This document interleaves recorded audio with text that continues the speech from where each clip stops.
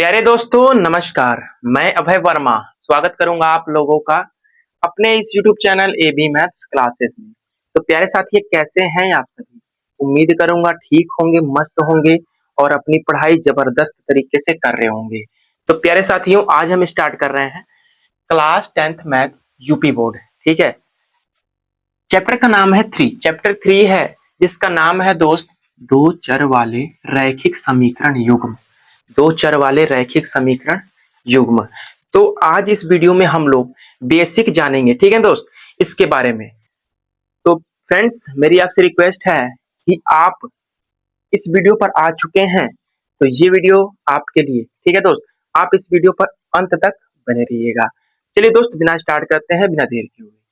देखिए दोस्त, पहले तो हम ये जो दो चर वाले रैखिक समीकरण युग्म है इनके पहले हम अर्थ जानेंगे कि इसका नाम कैसे पड़ा दोस्त। ठीक है, तो देखिए पहले इसका अलग अलग इसको तोड़कर पहले इसका अर्थ समझते हैं। देखिए बोला है दो चर। दो चर मतलब इसमें दो चर होंगे। कितने चर होंगे दोस्त? दो चर। इसमें कितने चर होंगे? दो चर। इसमें पहले ही बोल रखा, एक तो हो गया x और दूसरे को मान लो y। ठीक है, एक चर हो गया x और दूसरा चर y। मैंने चर और अचर के बारे में पूरी डिटेल बताई है। अगर आप लोगों ने वो वीडियो नहीं देखी तो उसका लिंक मैं इसी वीडियो के डिस्क्रिप्शन में डाल दूंगा, वहां से जाकर आप लोग देख सकते हैं। वो भी बहुपद चैप्टर में बताया है मैंने, ठीक है ना दोस्त। तो देखिए दो चर यानी एक चर x दूसरी चर y हो गई। दो चर वाले रैखिक। रैखिक क्या होता है दोस्त? जब चर की पावर घात एक हो। जब चर की पावर एक घात हो तो उसे हम रैखिक कहेंगे। क्या कहेंगे दोस्त? रैखिक। लिखेंगे रैखिक का मतलब, इस रैखिक का मतलब लिखेंगे दोस्त जब जब जब चर की घात जब चर की घात एक हो। जब चर की घात एक हो तब उसे रैखिक कहेंगे। और रैखिक समीकरण बोला है तो रैखिक समीकरण मतलब दो चर वाले रैखिक समीकरण रहेंगे उसमें। समीकरण का मतलब होता है, अगर मान लो पहले बहुपद लिखते हैं दो चर वाले। मान लो हमने लिखा 2x प्लस 3y माइनस 5। ठीक है, ये दो चर वाले बहुपद हैं। ठीक है, ये बहुपद है। जब हम इसके बराबर में जीरो लगा दें तो ये हो जाएगा दोस्त, इसका नाम अब पड़ गया समीकरण। देखिए घात एक है कि नहीं? अगर घात एक है तो इसे हम कहेंगे रैखिक समीकरण, यानी दो चर वाले रैखिक समीकरण। देखिए एक चर ये रहा, एक चर ये रहा, दो चर यहां से और रैखिक एक घात एक घात, तो रैखिक हो गए। और समीकरण है बराबर जीरो में लगा है समीकरण। ठीक है, इसका अर्थ हमने समझा, दो चर वाले रैखिक समीकरण युग्म।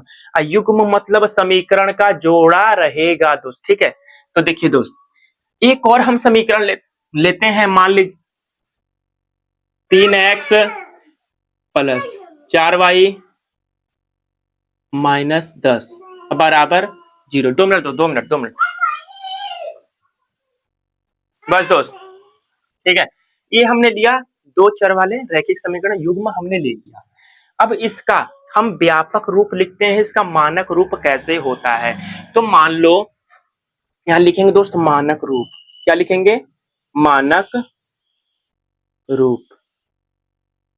इसका मानक रूप होता है दोस्त, अगर x के गुणांक कोई संख्या है उसे हम a मानेंगे। ये x का गुणांक बदलता रहेगा, या दो है तो तीन भी हो सकता है, चार भी हो सकता है, तो इसलिए हम लिखेंगे ax प्लस, इसको b मान लेते हैं by माइनस 5, सॉरी 5 क्या, अचर पद को हम c मानते हैं। ठीक है, अब बराबर जीरो। ठीक है, ये एक समीकरण हो गया। तो हमें युग्म चाहिए एक और, ऐसा ही लीजिए, इसको उतार दीजिए ax प्लस by माइनस सी बराबर जीरो। तो दोस्त आप लोग अब बोलोगे कि सर आपने दो समीकरण लिया लेकिन ये तो सेम है, इसका कोई हल ही नहीं निकलेगा।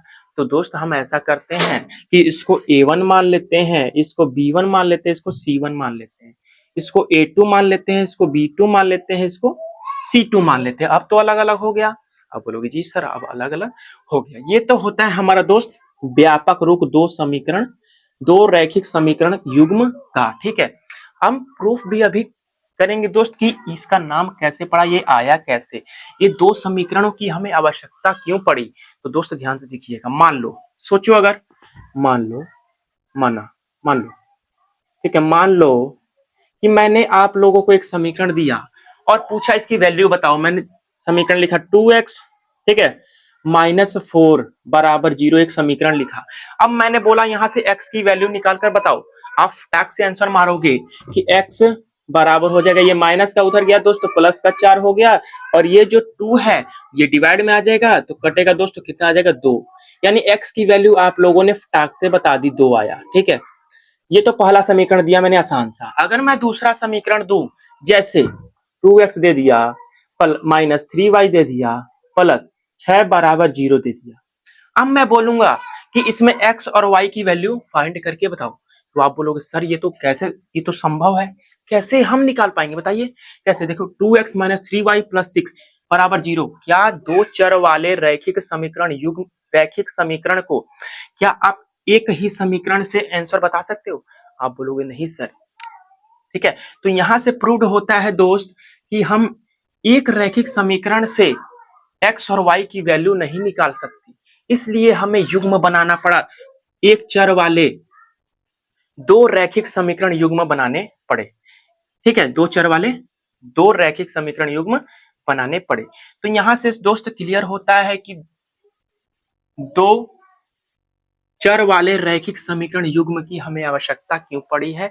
तभी यहीं से नाम हुआ दोस्त चैप्टर 3 का, दो चर वाले रैखिक समीकरण युग्म। उम्मीद करता हूं कि इतना आप लोग को समझ आया होगा। अब चलते हैं दोस्त, कुछ होती हैं रेखाएं, जैसे प्रतिच्छेदी रेखाएं होती है, समपाती होती है, समांतर रेखाएं होती हैं।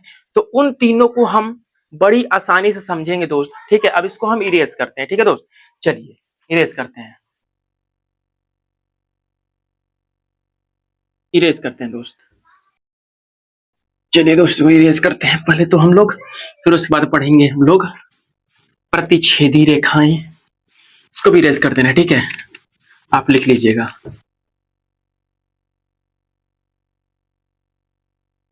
चलिए दोस्त, हमें पढ़ना है प्रतिच्छेदी रेखा।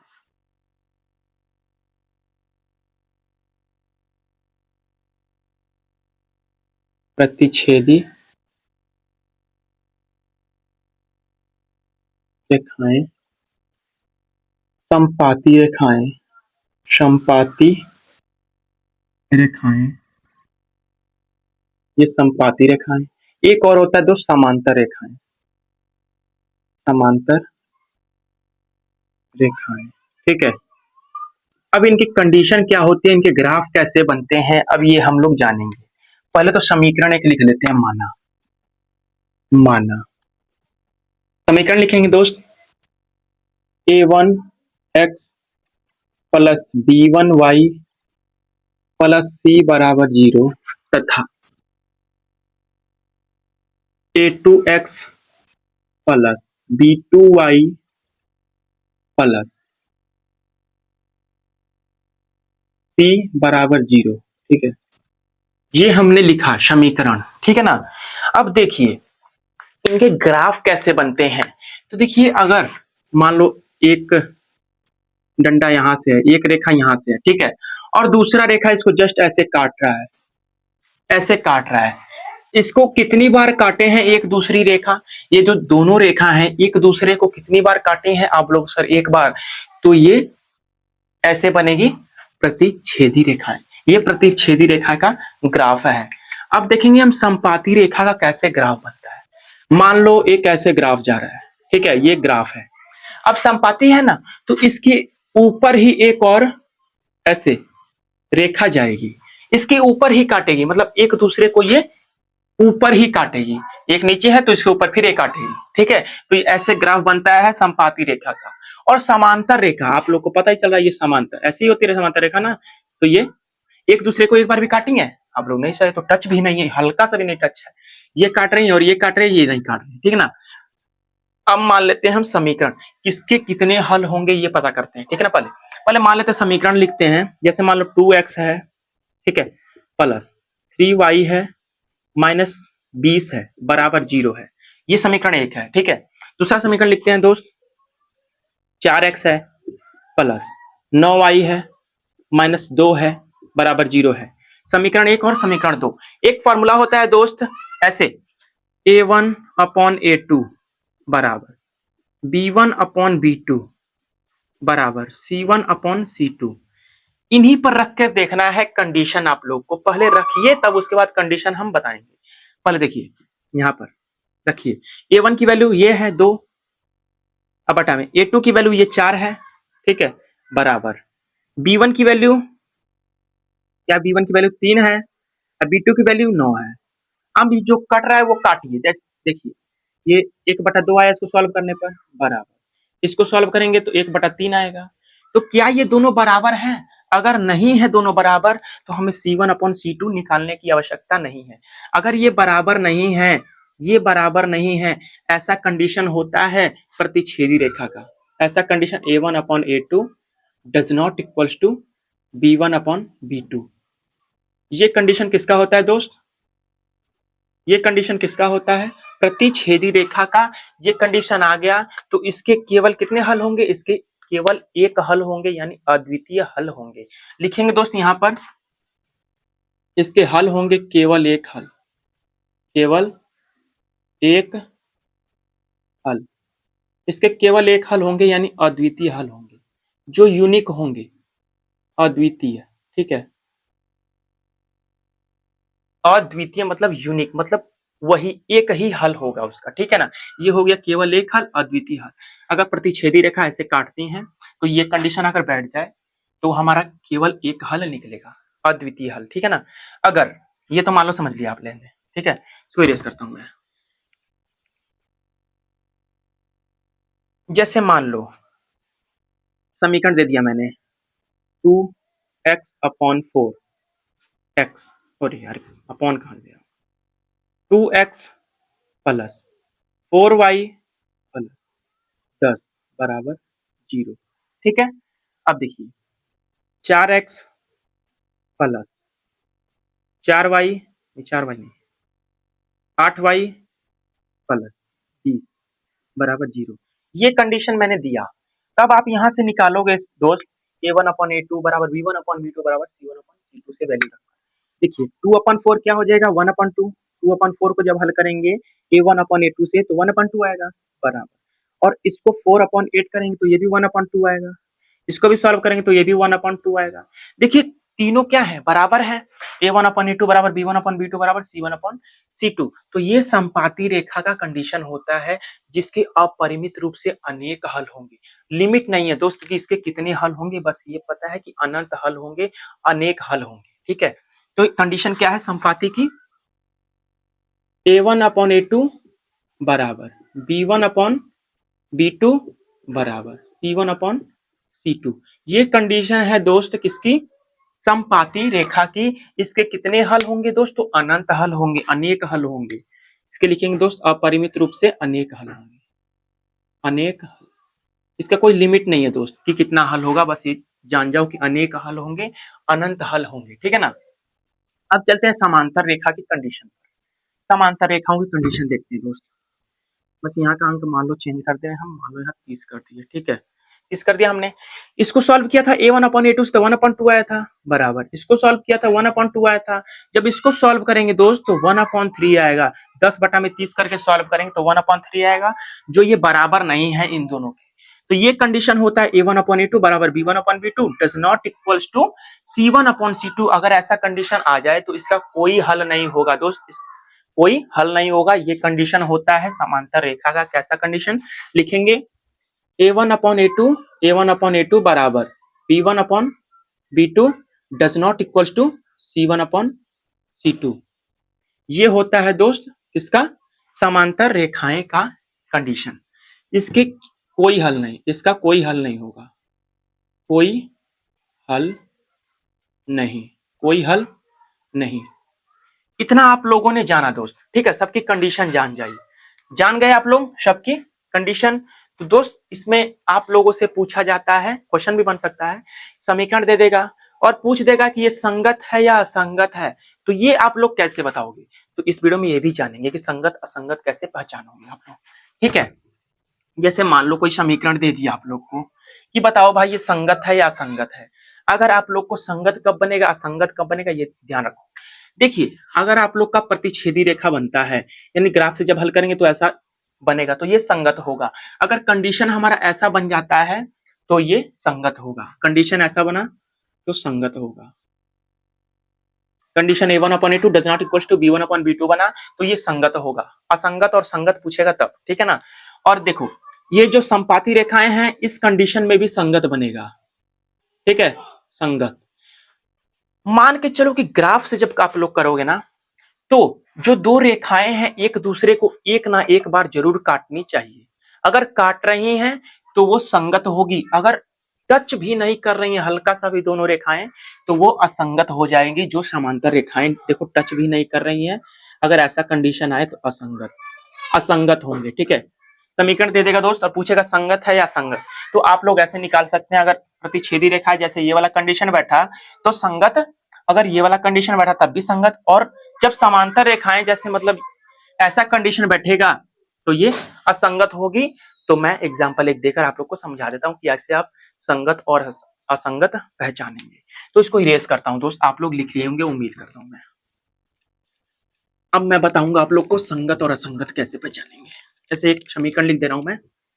जैसे मान लो मैंने लिखा x माइनस 2y प्लस 4 बराबर 0, मैंने ये लिखा, ठीक है। और लिखा मैंने 2x माइनस 4y प्लस 6 बराबर 0। अब यहां से आप लोग a1/a2 निकालेंगे और b1/b2 निकालेंगे, c1/c2 निकालेंगे। तो निकालेंगे यहां से, ठीक है दोस्त, निकालिए। a1/a2 निकालेंगे तो यहाँ पर 1 है, इसका x का गुणांक 1, अब बटा में a2 क्या है 2 बराबर माइनस 2 है a1 सॉरी b1 बटा में माइनस 4 क्या है b2 है तो माइनस 4, ठीक है। अब इन दोनों को पहले देखिए कि बराबर है कि नहीं। अगर बराबर आ गए तो समझ लेना ये आगे भी हल करना है। अगर बराबर आ गए तो c1/c2 भी निकालना है। अगर बराबर नहीं आए यहीं पर तो आगे हम लोग को सॉल्व करने की आवश्यकता नहीं है, ठीक है। इसको पहले सॉल्व करो। देखिए इसको हम काटेंगे, माइनस माइनस खत्म, 2 आया तो क्या आया दोस्त 1/2 इधर था बराबर 1/2 ये भी आ गया, तो ये दोनों तो बराबर आ गए। तो हम अब इसको भी सॉल्व करना पड़ेगा। जैसे बराबर c1/c2, जब इसको सॉल्व करेंगे तो 2 दूना के 4 2 3 6 या 2/3 आ जाएगा।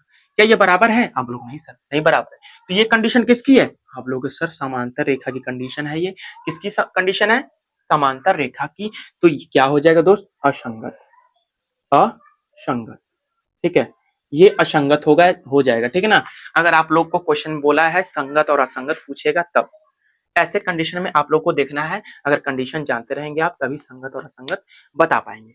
दोस्त अब हम कल मिलेंगे एक्सरसाइज 3.1 के साथ। यहाँ पर बेसिक होता है समाप्त, ठीक है ना। और मिलेंगे फ्रेंड्स कल, ठीक है ना। अगर मेरे चैनल पर आप लोग नए हैं दोस्त तो चैनल को मेरे सब्सक्राइब जरूर कीजिएगा फ्रेंड्स। अगर क्लास 10th के बच्चों के पास शेयर भी जरूर कीजिएगा दोस्त, ठीक है दोस्त। मिलते हैं फ्रेंड्स नेक्स्ट वीडियो में, तब तक के लिए नमस्कार, जय हिंद, जय भारत।